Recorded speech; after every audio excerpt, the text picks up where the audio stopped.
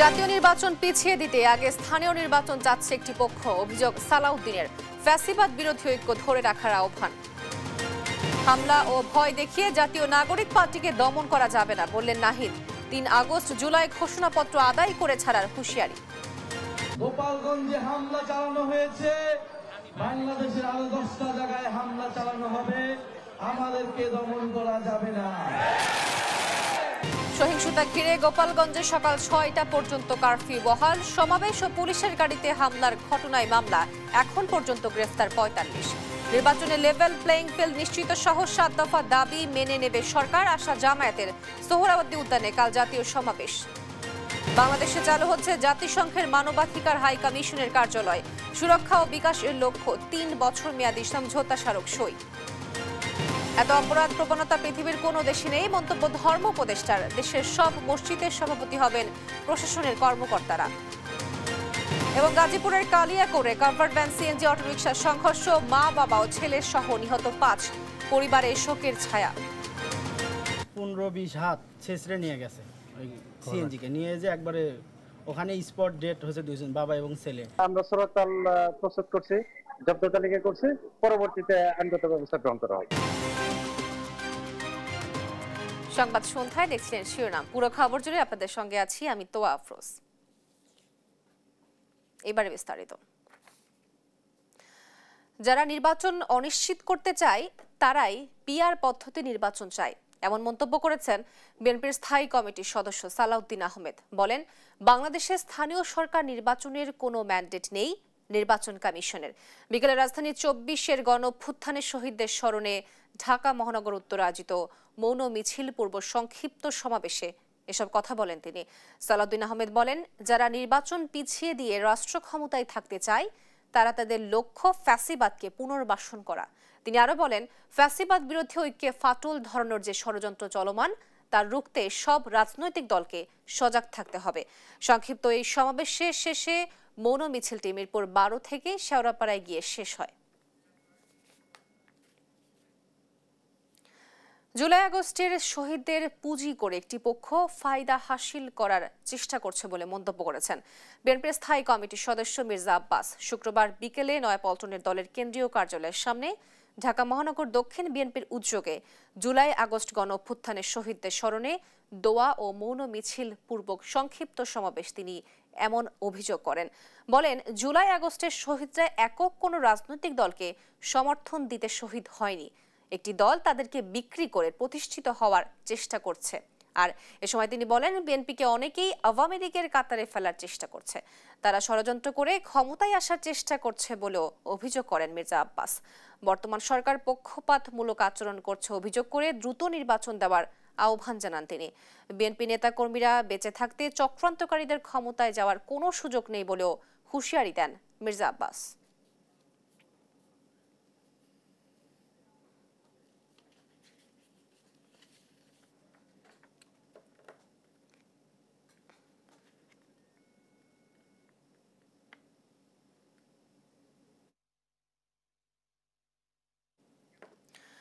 গোপালগঞ্জে চলমান পরিস্থিতিতে সন্ত্রাস বিরোধী আইনে ৭৫ জনের নাম উল্লেখপূর্বক ৪০০ জনের নামে মামলা করেছে পুলিশ। যৌথ অভিযানে এখন পর্যন্ত গ্রেফতার করা হয়েছে ৪৫ জনকে। এছাড়াও চলমান কারফিউ শনিবার সকাল ৬টা পর্যন্ত বাড়ানো হয়েছে। সহকর্মীদের তথ্য ছবিতে জানাচ্ছেন আব্দুল্লাহ আল মারুফ। জাতীয় নাগরিক পার্টির সমাবেশ ও গাড়িবহরে হামলার ঘটনায় ৭৫ জনের নাম উল্লেখ করে সন্ত্রাস বিরোধী আইনে মামলা করেছে পুলিশ। এতে অজ্ঞাতনামা আসামি করা হয়েছে আরো ৪০০ জনকে। শুক্রবার গোপালগঞ্জ সদর থানার ভারপ্রাপ্ত কর্মকর্তা মোহাম্মদ আনিসুর রহমান এই তথ্য নিশ্চিত করেছেন। গোপালগঞ্জ জেলা জুড়ে বুধবার রাত ৮টা থেকে বৃহস্পতিবার সন্ধ্যা ৬টা পর্যন্ত কারফিউ জারি করা হয়। পরবর্তীতে বৃহস্পতিবার থেকে অনির্দিষ্টকালের জন্য কারফিউ জারি করে স্বরাষ্ট্র মন্ত্রণালয়। তবে শুক্রবার সকাল ১১টা থেকে দুপুর ২টা পর্যন্ত ৩ ঘন্টার জন্য কারফিউ শিথিল রাখার পর পুনরায় শনিবার সকাল ৬টা পর্যন্ত বর্ধিত করা হয়েছে। দুষ্কৃতিকারীদের গ্রেপ্তারে বিভিন্ন এলাকায় যৌথ বাহিনীর অভিযান চলছে। দেশ গড়তে জুলাই পদযাত্রা কর্মসূচির অংশ হিসেবে গেল বুধবার গোপালগঞ্জ যায় এনসিপি। এদিন দফায় দফায় হামলা চালায় আওয়ামী সমর্থকরা। পুলিশ ও সেনাবাহিনীর সঙ্গে হামলাকারীদের ব্যাপক সংঘর্ষ হয়। সংঘর্ষে এখন পর্যন্ত মারা গেছেন ৫ জন। আব্দুল আল মারুফ, নিউজ ডেস্ক, দেশ টিভি। গোপালগঞ্জে দ্বিতীয় দিনের মতো চলছে কারফিউ। সেখানকার পরিস্থিতি জানাতে সরাসরি যোগ দিচ্ছেন আমাদের সহকর্মী জাবেরুল ইসলাম। জাবেরুল, গোপালগঞ্জের এখনকার পরিস্থিতি কি এবং কি বলছেন স্থানীয়রা, বিস্তারিত জানাবেন। তো আপনি জানেন যে আজকেও বিকাল বেলা জেলা প্রশাসনের পক্ষ থেকে লকডাউন দুঃখিত কারফিউর নতুন করে সময়সীমা নির্ধারণ করা হয়েছে।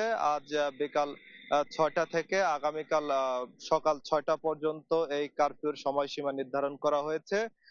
আরেকটা বিষয়, গোপালগঞ্জে এনসিপির এই পদযাত্রাকে কেন্দ্র করে যে সহিংসতার ঘটনা ঘটেছে, এ ঘটনা এখন পর্যন্ত 2টি মামলা দায়ের হয়েছে।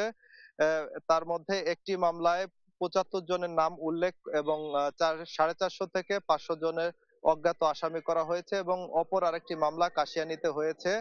সে মামলায় 74 জনের নাম উল্লেখ এবং 250 থেকে 300 জনকে অজ্ঞাত আসামি করে মামলা দায়ের করা হয়েছে।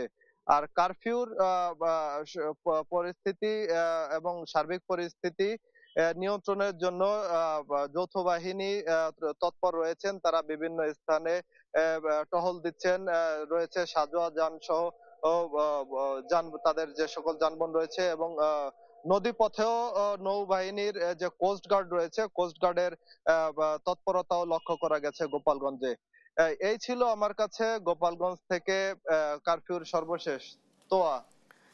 জাবেরুল, আপনাকে ধন্যবাদ। দর্শক, গোপালগঞ্জের সর্বশেষ পরিস্থিতি সম্বন্ধে জানাচ্ছিলেন আমাদের সহকর্মী জাবেরুল।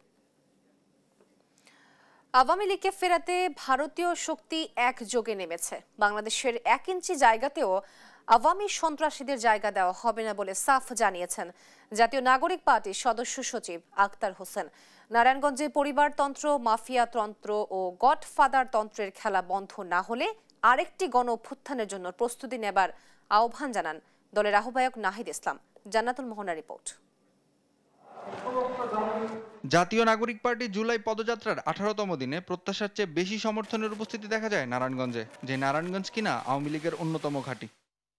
মুন্সিগঞ্জের পদযাত্রা শেষে শুক্রবার দুপুরে এনসিপি নারায়ণগঞ্জের নিতাইগঞ্জ থেকে পদযাত্রা শুরু করে শেষ হয় চাষারা মোড়ে। পদযাত্রা শেষে এনসিপি নেতৃবৃন্দ বলেন, শামীম ওসমান কিংবা আইভি সম্পূর্ণ আওয়ামী দোসরবিহীন নারায়ণগঞ্জ দেখতে চান তারা। দলের সদস্য সচিব আক্তার হোসেন বলেন, আওয়ামী লীগকে ফেরাতে ভারতীয় শক্তি একযোগে নেমেছে। নারায়ণগঞ্জে খেলা বন্ধ না হলে আরেকটি গণ অভ্যুত্থানের প্রস্তুতি নেওয়ার আহ্বান জানান এনসিপির আহ্বায়ক নাহিদ ইসলাম। নারায়ণগঞ্জকে আমরা কোনো পরিবারের কাছে বর্গা দিতে চাই না, কোনো গডফাদারের কাছে বর্গা দিতে চাই না। নারায়ণগঞ্জকে পরিবারতন্ত্র, মাফিয়াতন্ত্র, গডফাদার তন্ত্র থেকে মুক্ত করার কথাও জানান তিনি। নাইম আফসান, দেশ টিভি। আগামীকাল সোহরাওয়ার্দী উদ্যানে অনুষ্ঠিত হতে যাচ্ছে বাংলাদেশ জামায়াতে ইসলামী ঘোষিত জাতীয় সমাবেশ। শনিবারের এই সমাবেশ ঘিরে প্রস্তুত হচ্ছে সোহরাওয়ার্দী উদ্যান। দলটির পক্ষ থেকে ইতোমধ্যে রাজধানী সহ সারা দেশে ব্যাপক প্রস্তুতির পাশাপাশি শুরু হয়েছে প্রচারণার উৎসব। মহাসমাবেশকে কেন্দ্র করে সোহরাওয়ার্দী উদ্যানের সার্বিক প্রস্তুতি দেখতে ভিড় করছে দলটির নেতাকর্মীরা। তারা বলেন, আগামীর বাংলাদেশে জামায়াত ইসলামীকে বাইরে রেখে নতুন বাংলাদেশ গড়ার কোনো সুযোগ নেই। এছাড়াও আগামীর সমাবেশে বক্তব্য দেবেন সারা দেশ থেকে আগত কেন্দ্রীয় নেতারা। প্রয়োজনীয় সংস্কার, জুলাই গণহত্যার দৃশ্যমান অগ্রগতি এবং পিআর পদ্ধতিতে নির্বাচন সহ 7 দফা দাবি জানানো হবে। পাশাপাশি আগামী নির্বাচন ঘিরে নেতাকর্মীদের দেওয়া হবে বিশেষ নির্দেশনা। 7 দফা দাবি এখানে উপস্থাপন করেছে, এটা সমগ্র বাংলাদেশের গণমানুষের দাবি। এই সমাবেশকে ঘিরে আমাদের 7 দফার একটা দাবি আছে, সেই দাবিগুলো আমরা কালকে এখানে বাংলাদেশের সবার কাছে আমরা তুলে ধরবো। আমাদের যে 7 দফা এবং আরো দফা জনগণের বাড়ছে, এই সমাবেশ যত এগিয়ে আসছে গণ দাবি তত বৃদ্ধি পাচ্ছে। আমাদের রাজধানীতে যে লক্ষ লক্ষ লোক প্রবেশ করবে তাতে কিছু যানজট হবে, সাময়িক কিছু জনদুর্ভোগ হতে পারে। এই জন্য আমরা রাজধানী ঢাকাবাসীর কাছে এবং দেশবাসীর বিভিন্ন সড়কে, রেলপথে যেসব যানজট এবং কিছুটা কষ্ট হবে, আমাদের সম্মানিত আমির জামাতের পক্ষ থেকে আমি রাজধানীবাসী এবং দেশবাসীর কাছে অগ্রিম ক্ষমা প্রার্থনা করছি। ফ্যাসিস্ট সরকারও তাদের দোসরদের দ্রুত দৃশ্যমান বিচারের দাবি জানান বাংলাদেশ খেলাফত মজলিসের মহাসচিব মাওলানা জালালউদ্দিন আহমেদ। আইন শৃঙ্খলা বাহিনীর সঠিক দায়িত্ব পালন না করায় দেশে এত বিশৃঙ্খলা হচ্ছে বলে মন্তব্য করেন ইসলামী আন্দোলন বাংলাদেশের মহাসচিব মাওলানা ইউনুস আহমেদ। শুক্রবার বায়তুল মোকাররমে জুমার নামাজ শেষে আলাদা বিক্ষোভ সমাবেশ ও মিছিলে সব কথা বলেন তারা। ঝিমেলের রিপোর্ট। জুলাই গণহত্যার বিচারের দাবিতে শুক্রবার বাদ জুমা বিক্ষোভ মিছিল করে বাংলাদেশ খেলাফত মজলিস। যতক্ষণ পর্যন্ত ফ্যাসিস্ট সরকার ও তাদের দোষরদের দৃশ্যমান বিচার সম্পূর্ণ না হবে ততক্ষণ পর্যন্ত এই আন্দোলন চলবে বলে জানান বাংলাদেশ খেলাফত মজলিসের মহাসচিব মাওলানা জালালউদ্দিন আহমদ। আজকে 1 বছর হয়ে গেল বর্তমান অন্তর্বর্তীকালীন সরকার, আমরা বারবার বলে আসতেছি আপনারা খুনি শেখ হাসিনা এবং তার দোষরদের বিচার কার্যক্রম একটি দৃশ্যমান পর্যায়ে নিয়ে আসুন। এখন পরে গোপালগঞ্জে জুলাই যোদ্ধাদের উপর হামলা, দেশব্যাপী আইন শৃঙ্খলার অবনতি এবং ঢাকায় জাতিসংঘের মানবাধিকার কমিশনের অফিস খোলার অনুমতির প্রতিবাদে বিক্ষোভ মিছিল করে ইসলামী আন্দোলন বাংলাদেশ। আওয়ামী লীগের সঠিক বিচার হলে গোপালগঞ্জে হামলা করার সাহস পেত না। আইন শৃঙ্খলা বাহিনীর সঠিক দায়িত্ব পালন না করায় দেশে বিশৃঙ্খলা সৃষ্টি হচ্ছে বলে মন্তব্য করেন ইসলামী আন্দোলন বাংলাদেশের মহাসচিব মাওলানা ইউনুস আহমদ। এত রক্ত বিনিময়ে আমরা কি পেলাম? এখনো সেই চাঁদাবাজির আওয়াজ ময়দানে শোনা যায়। খুন খারাপি বন্ধ হয় নাই। ব্যবসায়ীরা নিরাপদে ব্যবসা করতে পারে না। গাড়ি চালকেরা রাস্তায় নিরিবিলি রাস্তায় গাড়ি চালাতে পারে না। আমরা কি দেখছি? যেমন অবস্থা ছিল তার কোনো পরিবর্তন হয় নাই। এ সময় সংগঠন দুটি বাংলাদেশে জাতিসংঘের মানবাধিকার অফিস খোলার প্রতিবাদ জানায়। অন্তর্বর্তী সরকারকে জাতিসংঘের মানবাধিকার অফিস খোলার অনুমোদন বাতিল করার আহ্বান জানান তারা।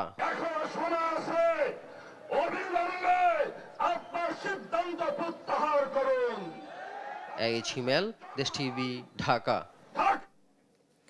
বাংলাদেশে আনুষ্ঠানিকভাবে শুরু হচ্ছে জাতিসংঘ মানবাধিকার মিশনের কার্যক্রম। এ নিয়ে 3 বছর মেয়াদী মিশন চালুর জন্য সমঝোতা স্মারক সই করেছে দুই পক্ষ। জেনেভা থেকে জাতিসংঘের মানবাধিকার বিষয়ক হাই কমিশনের কার্যালয় শুক্রবার এক বিজ্ঞপ্তিতে এ তথ্য জানিয়েছে। আরো জানাচ্ছেন মাকতুরা মিতি। বাংলাদেশের সঙ্গে 3 বছরের চুক্তি স্বাক্ষরের মাধ্যমে আনুষ্ঠানিকভাবে যাত্রা শুরু করতে যাচ্ছে জাতিসংঘের মানবাধিকার বিষয়ক হাই কমিশনারের কার্যালয়। বাংলাদেশের পক্ষে পররাষ্ট্র সচিব আসাদ আলম সিয়াম এবং জাতিসংঘের মানবাধিকার বিষয়ক হাই কমিশনার ফলকার তুর্ক এ বিষয়ে চুক্তি স্বাক্ষর করেছেন। শুক্রবার এক বিজ্ঞপ্তিতে জাতিসংঘের মানবাধিকার বিষয়ক হাই কমিশনারের কার্যালয় থেকে এ তথ্য জানানো হয়। এই চুক্তির মাধ্যমে বাংলাদেশ সেই 16টি দেশের সঙ্গে যুক্ত হলো যেখানে জাতিসংঘের মানবাধিকার কাউন্সিল পূর্ণাঙ্গ ম্যান্ডেট নিয়ে কান্ট্রি অফিস পরিচালনা করে। বর্তমানে এই ধরনের অফিস রয়েছে কলম্বিয়া, মেক্সিকো, ফিলিস্তিন, সিরিয়া সহ অন্যান্য দেশে। মানবাধিকার কমিশনের ওয়েবসাইটে প্রকাশিত তথ্য মতে এ ধরনের অফিসের মূল লক্ষ্য হল সংশ্লিষ্ট দেশের সঙ্গে সরাসরি কাজ করে মানবাধিকার পরিস্থিতি পর্যবেক্ষণ, বিশ্লেষণ, সুরক্ষা এবং উন্নয়ন নিশ্চিত করা। এই কার্যক্রমের মাধ্যমে সরকারের পাশাপাশি নাগরিক সমাজ, মানবাধিকার লঙ্ঘনের শিকার ব্যক্তি ও অন্যান্য অংশীজনদের সঙ্গে নিয়মিত আলোচনার পাশাপাশি প্রদান করা হয় কারিগরি সহায়তাও। মাকদুরা মিতি, নিউজ ডেস্ক, দেশ টিভি। দেশে অপরাধের মাত্রা কমছে না, এত অপরাধ প্রবণতা পৃথিবীর কোনো দেশে নেই বলে মন্তব্য করেছেন ধর্ম মন্ত্রণালয়ের উপদেষ্টা ডক্টর আ.ফ.ম. খালিদ হোসেন। শুক্রবার সাম্প্রদায়িক সম্প্রীতি প্রতিষ্ঠা, সন্ত্রাস, দুর্নীতি ও মাদক সহ সামাজিক সমস্যা নিরসনে ইমাম ওলামাদের করণীয় শীর্ষক খুলনা বিভাগীয় ইমাম সম্মেলনে প্রধান অতিথির বক্তব্যে তিনি কথা বলেন। ধর্মোপদেষ্টা বলেন, সব মসজিদের সভাপতি হবে প্রশাসনের কর্মকর্তারা। ইমামদের নিয়োগ বা বরখাস্ত হতে হবে সরকারের প্রদত্ত নীতিমালা অনুযায়ী। এছাড়াও জনবান্ধব বিষয়গুলো নিয়ে কথা বলার জন্য ইমামদের প্রতি আহ্বান জানান তিনি। সভা শেষে নগরীর নূরনগরে অবস্থিত মেট্রোপলিটন মডেল মসজিদ ও ইসলামিক সাংস্কৃতিক কেন্দ্র উদ্বোধন ঘোষণা করেন তিনি। সনাতন ধর্মের অনুসারী ছেলে মেয়ে, স্টুডেন্ট যারা অর্থের অভাবে বই কিনতে পারে না, একটা ভালো জামা গায়ে দিতে পারে না, ভালো স্যান্ডেল পরতে পারে না, আমরা কল্যাণ ট্রাস্ট থেকে এবং আমার মন্ত্রণালয় থেকে তাদেরকে আর্থিক এককালীন বৃত্তি হিসাবে অনুদান দেব। দেখছেন সংবাদ সন্ধ্যা। গোপালগঞ্জে জুলাই যোদ্ধাদের ওপর হামলার প্রতিবাদ ও নিষিদ্ধ ঘোষিত সংগঠন আওয়ামী লীগের সন্ত্রাসীদের গ্রেফতার ও বিচারের দাবিতে বিক্ষোভ সমাবেশ করছে জাতীয় নাগরিক পার্টির উত্তর ও দক্ষিণ। শুক্রবার দুপুরে প্রেস ক্লাব প্রাঙ্গণের অস্থায়ী মঞ্চে বিক্ষোভ মিছিল নিয়ে আসে ঢাকা মহানগরীর বিভিন্ন থানা ও ওয়ার্ডের নেতাকর্মীরা। এ সময় তারা বলেন, পলাতক স্বৈরাচার হাসিনা ভারতে পালিয়ে গেলেও তার দোসররা দেশে সন্ত্রাসী কর্মকাণ্ড জারি রেখেছে। নাহিদ, সার্জিস ও হাসনাতদের উপর হামলা অন্তর্বর্তী সরকারের ব্যর্থতা বলে মন্তব্য করেন। দ্রুত সময়ের মধ্যে গোপালগঞ্জের আওয়ামী সন্ত্রাসীদের গ্রেফতার করা না হলে মার্চ টু গোপালগঞ্জ কর্মসূচির হুঁশিয়ারি দেন তারা। গাজীপুরের কালিয়াকৈরে কাভার্ড ভ্যান ও সিএনজি অটোরিকশার মুখোমুখি সংঘর্ষে একই পরিবারের ৩ জন সহ ৫ জন নিহত হয়েছেন। শুক্রবার দুপুরে কালিয়াকৈর উপজেলার ফুলবাড়িয়া মাওনা আঞ্চলিক সড়কের বড়চালা এলাকায় এই দুর্ঘটনা ঘটে বলে জানিয়েছেন কালিয়াকৈর থানার ভারপ্রাপ্ত কর্মকর্তা মোহাম্মদ আব্দুল মান্নান। স্থানীয়রা জানায়, একটি সিএনজি অটোরিকশা বড়চালা এলাকায় পৌঁছালে বিপরীত দিক থেকে আসা দ্রুতগতির একটি কাভার্ড ভ্যানের মুখোমুখি সংঘর্ষ হয়। এ সময় ঘটনাস্থলে অটোরিকশা যাত্রী জাহিদ ও তার ছেলে নিহত হয়। এ সময় জাহিদের স্ত্রী ও অপর ৩ যাত্রী গুরুতর আহত হয়। স্থানীয়রা তাদের উদ্ধার করে হাসপাতালে নিয়ে গেলে কর্তব্যরত চিকিৎসক জাহিদের স্ত্রী সহ 2 জনকেই মৃত ঘোষণা করেন। এদিকে অটোরিকশা চালকও এনাম মেডিকেল কলেজে চিকিৎসাধীন অবস্থায় মারা যান। কাভার ভ্যান আর সিএনজি মুখোমুখি সংঘর্ষ হয়, হয়ে প্রায় 15-20 হাত ছেঁচড়ে নিয়ে গেছে। ওই সিএনজিকে নিয়ে যে একবারে ওখানে স্পট ডেট হয়েছে 2 জন, বাবা এবং ছেলে। আর ড্রাইভার, সিএনজির ড্রাইভার আরও একজন ছিল, আর ওই মা আমার ভাবি, ওরা মানে হাসপাতালে নিয়ে আসার পরে স্পট হাসপাতালে মারা গেছে। আমরা সরতাল প্রস্তুত করছি, জব্দ তালিকা করছি, পরবর্তীতে আইনগত ব্যবস্থা গ্রহণ করা হবে। সারা দেশে গেল 24 ঘন্টায় ডেঙ্গু জ্বরে আক্রান্ত হয়ে 1 জন প্রাণ হারিয়েছেন। এ সময় হাসপাতালে ভর্তি হয়েছেন 114 জন ডেঙ্গু রোগী। শুক্রবার স্বাস্থ্য অধিদপ্তরের হেলথ ইমার্জেন্সি অপারেশন সেন্টার ও কন্ট্রোল রুম থেকে পাঠানো এক সংবাদ বিজ্ঞপ্তিতে এই তথ্য জানানো হয়েছে। বিজ্ঞপ্তিতে বলা হয়, গেল 24 ঘন্টায় ডেঙ্গুতে আক্রান্ত হয়ে 1 জন মারা গেছেন। তিনি ঢাকা দক্ষিণ সিটি কর্পোরেশনের এলাকার বাসিন্দা। চলতি বছর এ নিয়ে ডেঙ্গুতে 61 জন মারা গেছেন। এতে আরও বলা হয়, গেল 24 ঘন্টায় ডেঙ্গু আক্রান্ত হয়ে হাসপাতালে ভর্তি রোগীর মধ্যে চট্টগ্রাম বিভাগে 43 জন, ঢাকা মহানগরে 29 জন, ঢাকা বিভাগে 31 জন, বরিশাল বিভাগে 10 জন ও ময়মনসিংহ বিভাগে 1 জন রয়েছেন। চলতি বছরের 18 জুলাই পর্যন্ত ডেঙ্গু জ্বরে আক্রান্ত হয়েছেন 16,395 জন। এর মধ্যে 58.7% পুরুষ ও 41.3% নারী রয়েছেন। বান্দরবানে অবৈধ সীমান্ত অতিক্রম, মাদক ও চোরাচালান প্রতিরোধে নানা সচেতনতামূলক প্রচারণা নিয়ে মাঠে নেমেছে বিজিবি। শুক্রবার বাংলাদেশ মায়ানমার সীমান্তবর্তী চাকডালা, আশারতলি, ফুলতলি সহ বিভিন্ন এলাকায় প্রচারণামূলক লিফলেট বিতরণ করেন ব্যাটালিয়নের zone commander lieutenant colonel Kafil Uddin Kayes. এ সময় তিনি দেশকে নিরাপদ রাখতে বিজিবির সাথে ঐক্যবদ্ধ হয়ে অবৈধ সীমান্ত পারাপার ও চোরাচালান রোধ, মাদক ও চোরাচালান থেকে সীমান্তের বাসিন্দাদের বিরত থাকার আহ্বান জানান তিনি।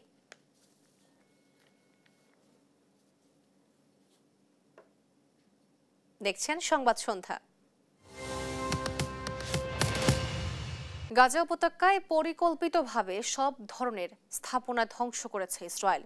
জেনেভা কনভেনশনের আইন লঙ্ঘন করেই চলছে স্কুল, মসজিদ, বেসামরিক স্থাপনা গুড়িয়ে দিচ্ছে সেনারা।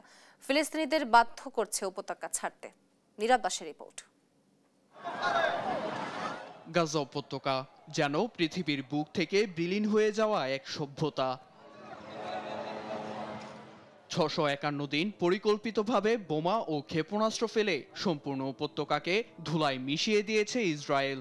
উপত্যকার 80% এলাকার নিয়ন্ত্রণে নিয়ে গণহত্যার পাশাপাশি স্কুল, হাসপাতাল, বেসামরিক সব ধরনের স্থাপনা গুড়িয়ে দিয়েছে দখলদাররা।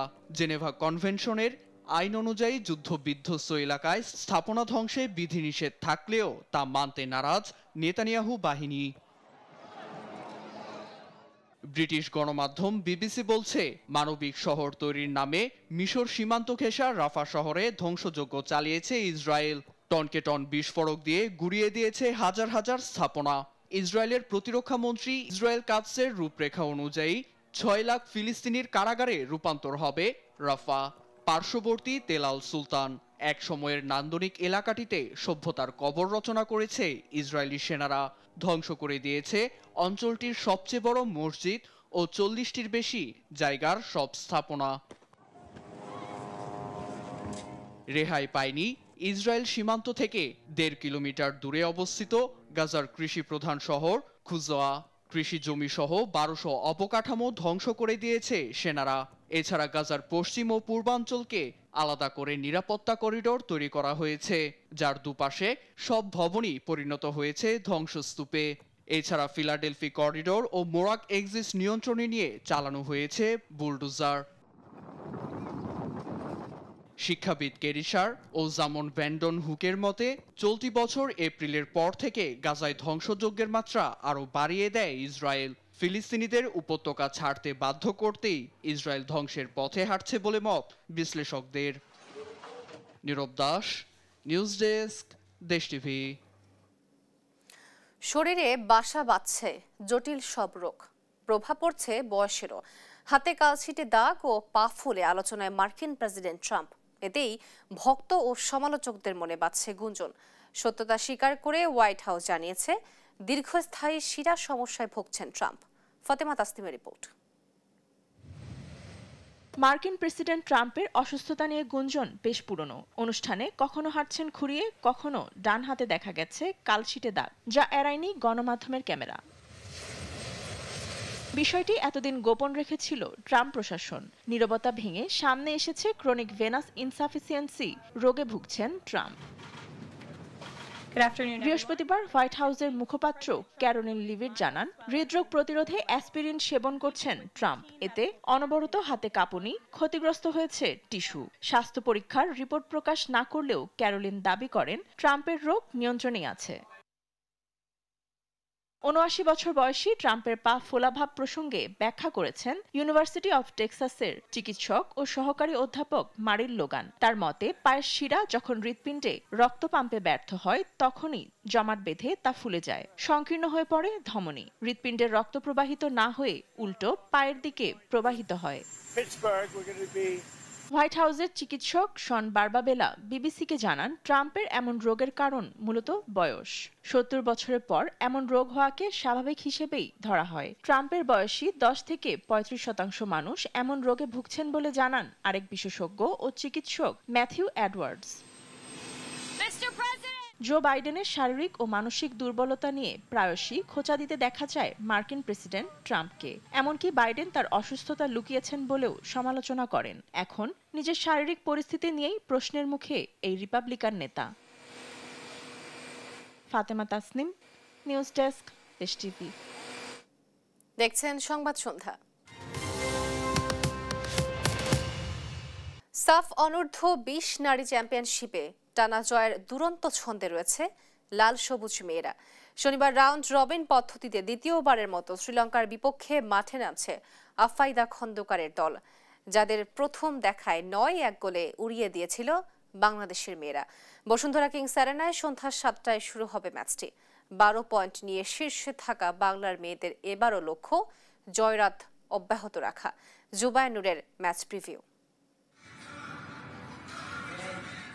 লাল সবুজ মেয়েদের জয়রথ চলছে অবিরাম। সাফ অনূর্ধ্ব 20 নারী চ্যাম্পিয়নশিপে এর মধ্যেই টানা 4 ম্যাচে জয় তুলে নিয়ে টেবিলের শীর্ষে বাংলাদেশের মেয়েরা। রাউন্ড রবিন পদ্ধতিতে শনিবার ফের শ্রীলঙ্কার বিপক্ষে মাঠে নামছে বাংলাদেশ, যাদের প্রথম দেখায় 9-1 গোলে বিধ্বস্ত করেছিল আফিদার দল। ফর্ম, ফোকাস আর ফিনিশিং সব দিকে এগিয়ে থাকা লাল সবুজদের সামনে তাই এবারও লক্ষ্য টানা 5ম জয়। সবশেষ ভুটানের বিপক্ষে টানা 2 ম্যাচের দারুণ জয় তুলে নেয় স্বাগতিকরা। তাই এবারও আত্মবিশ্বাসী পিটার বাটলারের শিষ্যরা ম্যাচের আগের দিনটি পার করে রিকভারি জিম সেশন ও জয় কেলিতে। এদিকে গত ম্যাচে বেঞ্চের শক্তিটা আরও একবার বাজিয়ে দেখার সুযোগ নিয়েছেন বাংলাদেশের কোচ পিটার বাটলার। তাই শ্রীলঙ্কার বিপক্ষে আবারও দেখা যেতে পারে কিছু নতুন মুখ, কারণ কোচ পিটার বাটলার এখনই প্রস্তুত করছেন বেঞ্চ শক্তিকেও। আমার ক্যাপ্টেনশিপের লাইফে আমি প্রথম ম্যাচেই জয় নিয়ে ফিরছি, এটা আমার কাছে অনেক আনন্দের। শ্রীলঙ্কার সাথে আমাদের ম্যাচ, আমাদের কোচ একটা ভিডিও অ্যানালাইসিস ক্লাস করাবে, ওটাতে বলবে কে কি খেলবে কিভাবে, ওটাতে আমরা অনেক ফোকাস। অন্যদিকে এখনো জয়হীন শ্রীলঙ্কা। আগের ম্যাচে নেপালের বিপক্ষে 7 গোল হজম করার পর আত্মবিশ্বাসে কিছুটা ঘাটতি থাকাই স্বাভাবিক। তবে টুর্নামেন্টে সম্মান রক্ষার শেষ চেষ্টা হিসেবে বাংলাদেশের বিপক্ষে ঘুরে দাঁড়াতে মরিয়া শ্রীলঙ্কা। এখন পর্যন্ত এই টুর্নামেন্টে 12 পয়েন্ট নিয়ে টেবিলের 1 নম্বরে বাংলাদেশ। সমান ম্যাচে নেপাল 9 পয়েন্ট নিয়ে 2-এ। আগামী 21 জুলাই বাংলাদেশের প্রতিপক্ষ সেই নেপাল, যেটি হয়ে উঠতে পারে অলিখিত ফাইনাল। তবে তার আগে শ্রীলঙ্কার বিপক্ষে ম্যাচটি হতে পারে মনোবল ধরে রাখার পরীক্ষার মঞ্চ। জুবায়ের নূর, স্পোর্টস ডেস্ক, দেশ টিভি। 2026 ফুটবল বিশ্বকাপ থেকে বদলে যেতে পারে পেনাল্টির নিয়ম। পেনাল্টিতে নেওয়া শট গোলকিপার ফিরিয়ে দিলে কিংবা ক্রসবার অথবা পোস্টে লেগে ফিরে এলে আবারও শট নেওয়া যাবে না, তাৎক্ষণিকভাবে সেটা গোল কিক হবে। 2026 বিশ্বকাপ থেকে এমন নিয়ম প্রচলনের কথা ভাবছেন ফুটবলের আইন প্রণেতারা। বর্তমানে পেনাল্টি নেওয়া শট গোলকিপার ফিরিয়ে দিলে বা পোস্টে লেগে ফিরে এলে ফিরতি শটে গোল করার সুযোগ পান ফুটবলাররা। তবে সামনে হয়তো এই সুযোগ আর নাও পেতে পারেন খেলোয়াড়রা। 2026 বিশ্বকাপ থেকে বদলে যেতে পারে পেনাল্টির নিয়ম। 2026 বিশ্বকাপ থেকে পেনাল্টি নিয়ে নতুন নিয়ম প্রচলনের কথা ভাবছে ইন্টারন্যাশনাল ফুটবল অ্যাসোসিয়েশন বোর্ড। সম্প্রতি সংস্থাটি পেনাল্টির নতুন নিয়ম নিয়ে আলোচনা করছে বলে জানিয়েছে ব্রিটিশ সংবাদ মাধ্যম দ্য সান। তারা জানিয়েছে পেনাল্টি শট মিস করার পর ফিরতি বলে কেউ শট নিতে পারবে না, সেটা গোল কিক হবে। এমন নিয়ম চালু করা নিয়ে ভাবছে আইএফবি। মেইল অনলাইন জানিয়েছে এই নিয়মে পেনাল্টিতে একবারই শট নেওয়া যাবে। এমন ভাবনা থেকে নিয়মটি চালু করার আলোচনা উঠেছে। আর এতে পেনাল্টিতে শট নেওয়ার পর খেলা বন্ধ হবে। গোল হলে খেলা আগের মতোই মাঝমাঠ থেকে আবার শুরু হবে। গোল না হলে গোল কিক পাবে পেনাল্টি ঠেকানো দল। অফিসিয়ালরা মনে করেন নিয়মটি চালু হলে পেনাল্টি পাওয়া দল অন্যায় সুবিধা পাবে না। পেনাল্টির সময় গোলকিপারের একটি পা গোল লাইনের উপরে কিংবা পেছনে থাকতে হয়। ফিরতি বলে আবারও শট নেওয়াকে পেনাল্টি ঠেকানো দলের জন্য দ্বিগুণ শাস্তি বলে মনে করেন কেউ কেউ। এখন দেখার বিষয় সবার গ্রহণযোগ্যতার ভিত্তিতে 2026 বিশ্বকাপেই এই নিয়ম চালু হয় কিনা। জুবায়ের নূর, স্পোর্টস ডেস্ক, দেশ টিভি। এই পর্যায়ে সংবাদ শিরোনাম জানিয়ে দিচ্ছি আরেকবার।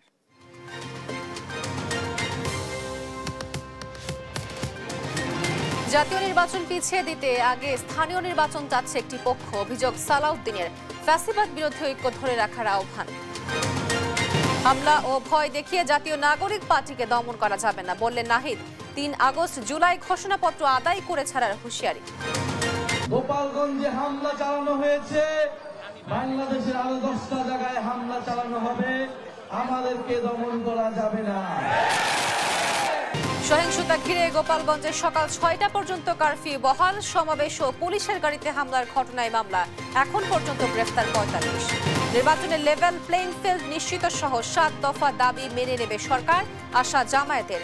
সোহরাওয়ার্দী উদ্যানে কাল জাতীয় সমাবেশ। বাংলাদেশে চালু হচ্ছে জাতিসংঘের মানবাধিকার হাই কমিশনের কার্যালয়। সুরক্ষা ও বিকাশের লক্ষ্যে 3 বছর মেয়াদী সমঝোতা স্মারক সই। এত অপরাধ প্রবণতা পৃথিবীর কোনো দেশে নেই মন্তব্য ধর্ম উপদেষ্টার। দেশের সব মসজিদের সভাপতি হবেন প্রশাসনের কর্মকর্তারা।